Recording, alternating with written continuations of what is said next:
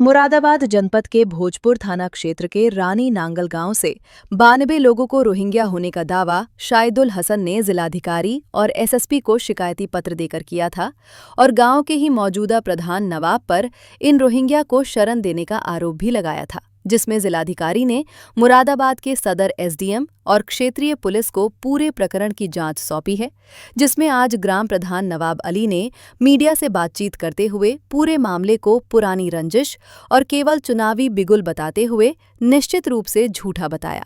वहीं जिन लोगों पर आरोप लगाया गया उन लोगों ने मुरादाबाद के जिलाधिकारी को शिकायती पत्र देकर शाहिदुल हसन पर गंभीर आरोप लगाया है।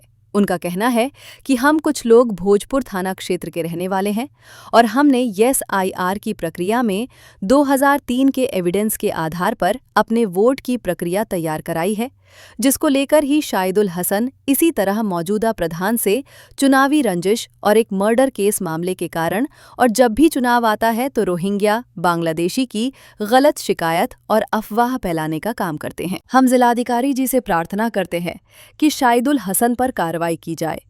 पूरे मामले पर प्रशासन की पैनी नजर है और प्रशासन द्वारा जांच की जा रही है। जिला मुरादाबाद, कस्बा भोजपुर, पीपल्स थाने के रहने वाले हैं सर। 4 बाट बगिया वाला मोहल्ला। वहाँ पे ज़मीन हमारे पास कम थी तो हमने जो है गांव में आके ज़मीन ली। 15 साल हो गए हमें यहाँ पे रहते हुए। हमारा सबीना कहाँ की रहने वाली हो? रानी नागल की।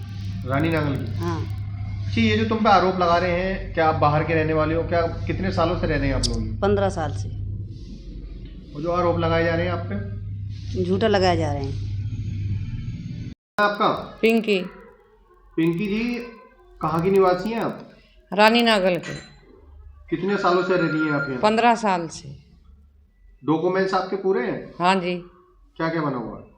राशन कार्ड, आधार कार्ड, पहचान पत्र, वोटर लिस्टें। जो ये लोग कह रहे हैं कि शरण दी है, शरण देने का मतलब तो ये कि जैसे किसी अपराधी को शरण देता आदमी, उस वो बात होती है।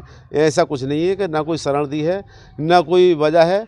हर आदमी को अधिकार है। उत्तर प्रदेश में कहीं किसी पे प्रतिबंध नहीं है। कोई भी जाकर के अपनी कहीं ज़मीन खरीद सकता है, मकान बना सकता है। ये लोग भोजपुर से आए थे और भोजपुर से आके इन्होंने अपनी ज़मीनें खरीद के अपने घर बना लिए। यहाँ पे रह रहे हैं क्योंकि ये गांव है, यह ज़मीन मद्दी मिली है इनको, इसलिए यहाँ पे रह रहे हैं। भोजपुर में महंगी ज़मीन थी इसलिए उनसे हो नहीं रह गया। उनका परिवार अभी भी भोजपुर में रह रहा। और ये जो लोग आरोप लगा रहे हैं, सिर्फ ये पंचायत चुनाव को लेकर आरोप लगा रहे हैं। इनका मकसद ये है कि हम पंचायत चुनाव में ये लोग हमें वोट दे दें या इनके वोट कट जाए, बस इतनी वजह है और इसके अलावा कोई भी कारण नहीं है इसका। अच्छा, इन लोगों ने शिकायती पत्र भी दिया है जिन पर आरोप लगाए गए थे। क्या मांग कर रही हैं वो लोग? ये मांग ये कर रहे हैं कि इन्होंने अपनी तरफ से जिलाधिकारी महोदय को शिकायती पत्र ये दिया है कि जो सरकार का सबसे बड़ा कार्य चल रहा है एसआईआर का, 2003 की लिस्टें इनके पास हैं और उससे पुराने भी पूर्वज इन लोगों के यहीं के रहने वाले हैं। सन 47 से ये लोग हिंदुस्तान के अंदर रहने वाले हैं। तो ये इन लोगों के पास वो सारे डॉक्यूमेंट्स मौजूद हैं।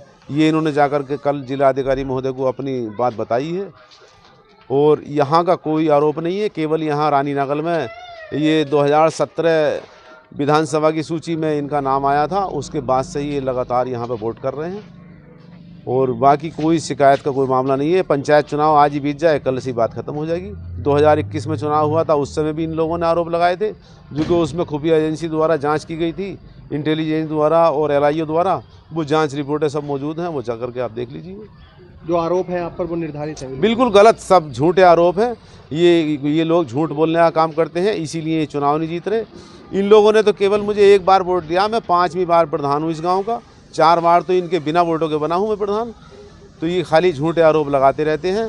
आज ये इनका मकसद ये है कि ये चुनाव हम जीत जाएं, चाहे हमें किसी का गला काटना पड़े या किसी के सर पे कुछ भी करना पड़े, हम इस गांव का चुनाव जीतें बस। और इसके अलावा कोई शिकायत नहीं है इनकी, ये शिकायत बस।